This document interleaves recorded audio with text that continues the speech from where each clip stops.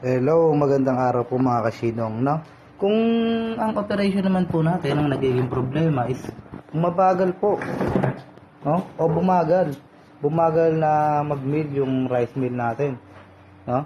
Na pag napapansin po natin, parang bumagal yung bagsak dito ng brown rice.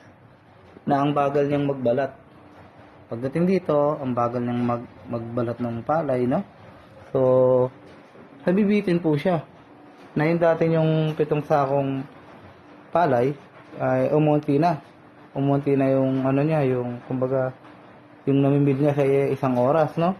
Hindi po kaya naisara niyo to, sir.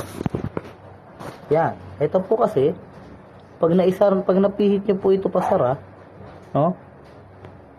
Hihina po yung bagsak ng bigas dito. Ayan po, makikita niyo po, meron po siya ditong lakasan at saka hinaan, no? Ngayon po, meron po kasi kung bubuksan niyo po ito, meron po yung plate dito. Ayun, kung mapapansin niyo po yung plate na yan, ito po yung pinaka paddy feeder, no? Ito po yung pinaka plate, no?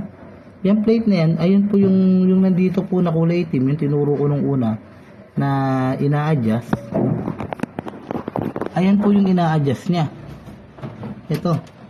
So, kailangan po ito, ayan, wala po dun sa may pinaka paddy feeder niya.